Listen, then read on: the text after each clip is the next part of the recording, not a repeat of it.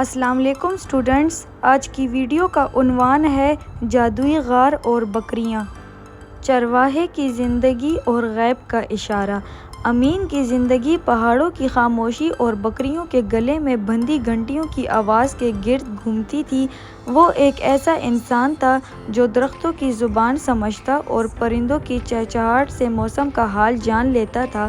ایک شام جب سورج پہاڑوں کی اوٹ میں چھپ رہا تھا اور آسمان پر نارنجی رنگ بکھرا ہوا تھا، امین نے محسوس کیا کہ اس کی سب سے پیاری بکری چاندنی، جس کی پیشانی پر سفید نشان تھا، کسی ان دیکھی خوشبو کے پیچھے بھاگ رہی ہے۔ امین نے پکارا، چاندنی ٹھہر جا، آگے راستہ خطرناک ہے۔ مگر وہ بکری جادوئی تیزی سے ایک ایسی چٹان کی طرف بڑھی جو بظاہر ٹھوس تھی، لیکن جیسے ہی وہ اس سے ٹکرائی، وہ ایک دھند کی طرح ہٹ گئی اور پیچھے ایک عظیم عالیشان غار نمودار ہوا۔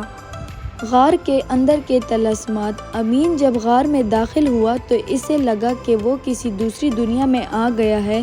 یہاں وقت تھم گیا تھا۔ غار کی چھت سے ستارے لٹک رہے تھے اور زمین پر گھاس کی جگہ سبز رنگ کے ریشمی قالین جیسے پودے تھے۔ وہاں 7 بکریاں چر رہی تھیں، جن کے سینگ خالص چاندنی کے تھے اور ان کی کھال سے مشک و عنبر کی خوشبو آ رہی تھی۔ غار کے وسط میں ایک تخت پر ایک درویش بیٹھے تھے، جن کی داڑھی برف کی طرح سفید تھی۔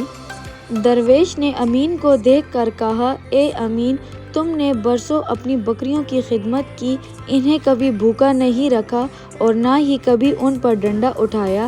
تمہارے اسی رحم دل رویے کی وجہ سے تمہیں یہاں بلایا گیا ہے۔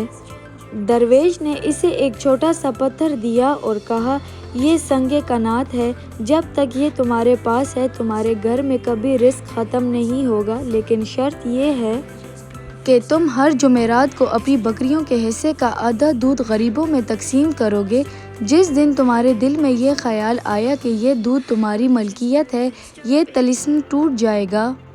خوشحالی اور حسد کا جال۔ امین واپس آ گیا۔ اب اس کی زندگی بدل چکی تھی۔ اس کی بکریاں جادوئی طور پر اتنا دودھ دینے لگیں کہ پورے گاؤں کی ضرورت پوری ہونے لگی۔ امین ہر جمعرات کو گاؤں کے چوراہے پر بیٹھتا اور مفت دودھ بانٹتا۔ لیکن گاؤں کا مالدار تاجر مرزا یہ سب دیکھ کر جل بھن رہا تھا۔ اس نے سوچا، امین کے پاس ضرور کوئی جادوئی چراغ یا خزانہ ہے، ورنہ ایک معمولی چرواہا اتنا سخی کیسے ہو سکتا ہے؟ مرزا نے ایک رات امین کے گھر میں نقب لگائی اور وہ چھوٹا سا پتھر سنگ کنات چرا لیا۔ جیسے ہی پتھر مرزا کے ہاتھ لگا، اسے غار کا راستہ نظر آنے لگا۔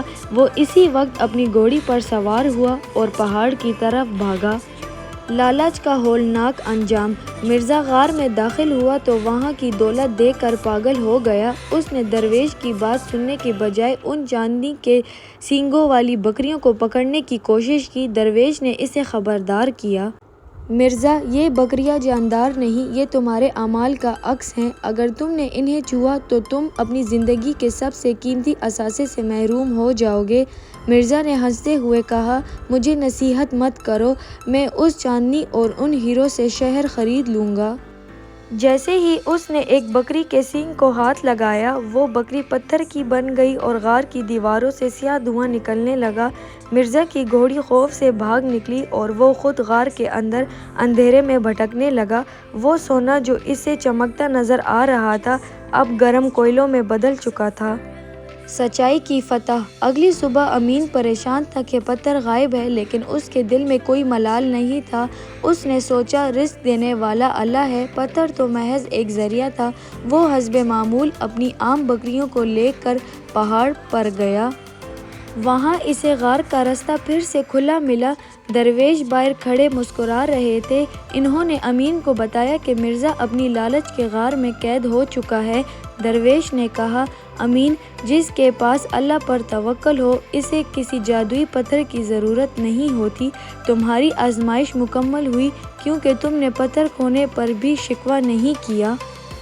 درویش نے امین کی عام بکریوں پر اپنا ہاتھ پھیرا اور وہ بکریاں اتنی برکت والی ہو گئیں کہ ان کی نسل سے پورے علاقے میں خوشحالی پھیل گئی۔ مرزا کئی دنوں بعد پہاڑوں میں بھٹکتا ہوا پایا گیا۔ اس کی دولت اور غرور خاک میں مل چکا تھا اور وہ اپنی باقی زندگی امین کے استبل میں کام کر کے گزارنے پر مجبور ہوا تاکہ اپنی غلطی کا کفارہ ادا کر سکے۔ اخلاقی سبق: لالچ ایک ایسی دلدل ہے جو انسان کو ہلاکت کے اندھیرے میں دھکیل دیتی ہے، جبکہ قناعت، ایمانداری اور اللہ پر توکل کرنے والے کو ہی حقیقی سکون اور دائمی برکت نصیب ہوتی ہے۔